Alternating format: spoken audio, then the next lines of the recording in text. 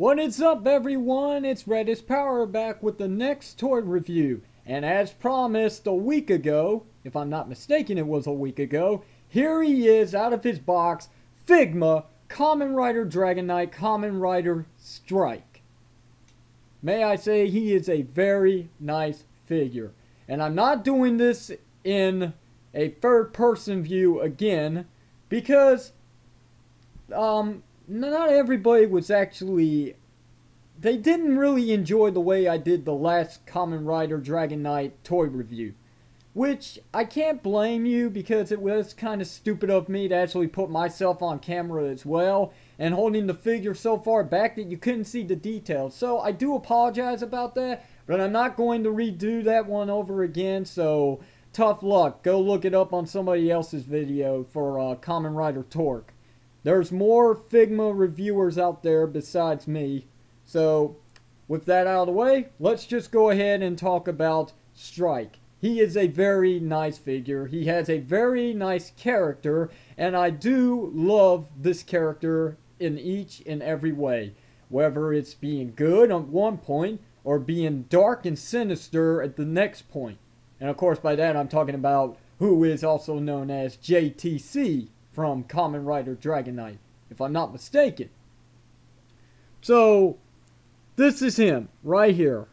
Kamen Rider Strike.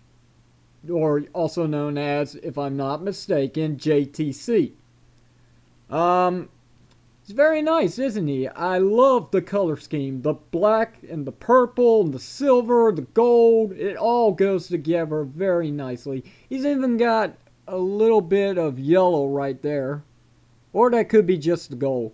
But all the detailing on him is just spot on. It's perfect. It's definitely better than the old Sakahichin figure of, Master Rider Ryuki. I did a review on him before, so if you want to look that up, go ahead. It's somewhere in my YouTube channel. Somewhere. May have to look back a bit. I'm showing you right now all the gorgeous detail on this figure. It is perfect, well spot on. He's not missing anything. It is absolutely a perfect action figure. And yes, I can say that. It is an action figure. True, the body parts sometimes do like to pop off. You know, like the hands.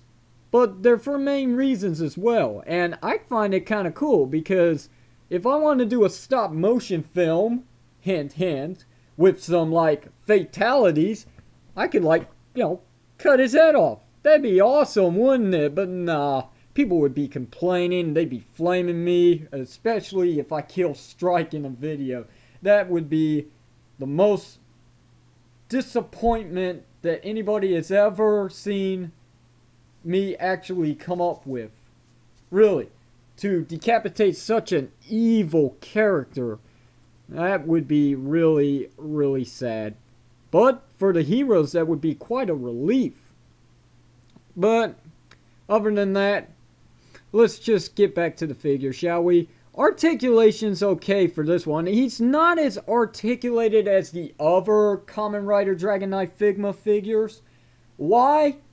For one main reason. Every other bit of articulation is there. It's all there. But due to the fact that his armor isn't removable this time, not like the past Kamen Rider Strike figure I actually had, or Uga, something like that. Oga? I never could figure it out.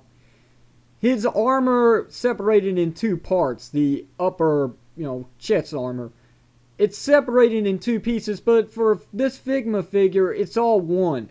So, you really can't move his shoulder bits, which is kind of sad. I mean, the joints is there, but just because of the way it is, it's stationary, so you're not really going to get that much articulation, not that much movement out of it. And that's about as far as you can get, unless you cheat, of course. Turn it this way, and yeah, there you go, see? Yeah, okay, so you can get him to move a little bit, but it looks kind of weird. It just does. But he is a very nice action figure. Now, my figure, I don't know about yours, if you actually have one, If you do, why are you watching this video? You should be reviewing the figure. But my figure has a problem. It's a little dent right there. You can't see it, so I'm going to have to do the usual zoom in for a second, zoom out for a second, and there it is. You see that right there, right next to my thumb? I'm pointing it out, that little dent. That's just the way he came packaged. That's my only problem with this figure. Unlike the other Figma Dragon Knight figures, his helmet is perfect. There's no sloppy paint anywhere. I mean, there's no... what's the word I'm looking for? Any smears or anything like that. I guess they really took a lot of time with putting this figure together. It's just nice. All around it's nice. And I do like the fact that this purple is actually coming out purple. It's not coming out like a pink color. It's not coming out like a bluish purple color. It's coming out the purple that the figure actually is. So that's nice. And I do like the fact that he's really shiny. Look at that. It's kind of like a metallic color, but it's not. It's not. Though it is very nice. Unlike Bandai's products, you know how the figure's not really painted in the back. Look at that. Awesome. He's completely painted. Especially with how much he costs. Oh man, I paid like a fortune for this figure. But it was worth it all. It really was. He is perfect. I love this figure. I love this character. I love his attitude. He is just one of those guys you wish you could be. Really. He's a villain. But I wish I was Kamen Rider Strike. Oh man, that would be awesome. So let's talk about his articulation, shall we? Like all the other Figma figures, his head's on a ball joint. And look at that. Oh yeah, you're not going to get that out of the Masked Rider Ryuki figures. Yeah, just like the show. That's nice. He can look up, he can look down, he can look side to side, turn this way, that way, and I won't do that again. My apologies. Shoulders, they're on a ball joint. The top of the shoulders, they can actually pivot, which is nice. Elbows are on a ball joint, single jointed. Wrists, they can go in and out like that. They can also rotate, which is nice. Waist is on a ball joint. It'll go up, it'll go down, and go side to side, and it will go all around. Very nice, very nice. Legs are on a ball joint, hidden by the rubber PVC right here, which is a great additional feature. They'll go up, like so, and look at that. See, it does not hinder the articulation. I love that. And go back really far. It'll go in and out. That's very nice. And it also comes out. Yeah, that's my only downer about that part right there. But, you know, you can fix it. Just grab it and slide it around a bit. And there you go. See, it went back in. That's nice. And it won't break either. I love it. Because it's very soft rubber, it won't break. It can also swivel as well. As you can see, it will go around, but then it will actually come out this way. Let's see, what else? Where were we? Yeah, that's right. Knees, they're on a ball joint. They'll go this way as well. Let's see. Feet, they're on a ball joint. It's all on a ball joint. Everything about this figure is on a ball joint. Y'all probably want to see what his belt design looks like, don't you? Well, let's see if we can see it. Nope. Zoom out. Nope. There we go. Yeah, there you go. Now you can see his advent deck. It's very nice, isn't it? Hey, while we're at it, let's take a look at his accessories, shall we? First of all, let's take a look at the final vent card.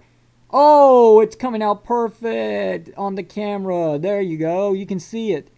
That is very nice. How small it is and all the detail that went into this thing. It's just perfect. It doesn't even look like it's been handcrafted. This actually looks like something that came from a machine. You know, robots did all the paint work and stuff. They had to be. Yes, he's blurry in the background. Don't look at him. Let's just look at his stand if you can see it. It says Figma. It's very nicely detailed, and it's a crystal look. I like it. I like how it's transparent. That way, you can edit it out if you decide to do some green screen effects. I'm just messing around with the camera for a moment. Let's see.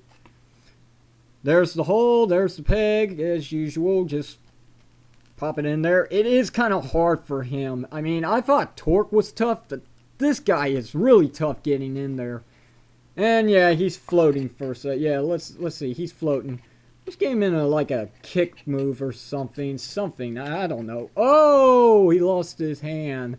Yeah, that's kind of sad for these figures. They're great, but sometimes the joints might want to come out.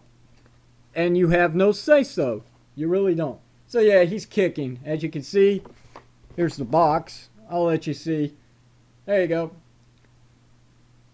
Right there. That's his final vent attack. And I guess I could try and do that right now, if you don't mind. I would change the hand, but I'm not going to right now. I'm just not. So, yeah, it's not perfect. It's not perfect just because I don't have the time to really mess around with this figure. I'm trying to do a review here, not mess with the figure. Other accessories, he's got his interchangeable hands, 10 of them, of course. See, 4, 8, 9, 10, right there. He also has his sword, you know, for sword vent, which is, it looks like his Advent Beast's tail. I'm not so sure. But if anybody knows, you know, just go ahead and tell me below. It's very nice, and it will fit in his hands. Like so. And there we go. That actually looks kind of cool with the weapon in his hands. He also has his snake staff. And Zeltrax Millennium did notify me about this. It does kind of look like the serpent staff from Aladdin. You know, Jafar had one of these, except it was painted gold. So, yeah, I just thought I'd let you guys know. This is probably exactly where they got the idea. It is pretty cool, though, the serpent's head on top of this long stick. Very nice. I don't know if you're going to be able to see it perfectly. I'll try and zoom in if you want to see it. Nope. It's trying to pick up something else. That's as close as you're going to get, but it is completely detailed. This is where he would insert his advent cards right here. This little slouch right here would open up and he could put them inside, but, you know, since it is just a 5-inch figure, it's not possible. I mean, it's possible. It did happen with the Uga figure or Oga figure, whatever you want to call him, from the Masked Rider Ryuki series. But for this figure, no. No, it's just molded. That's just the way it is. I'll go ahead and put him in his other hand.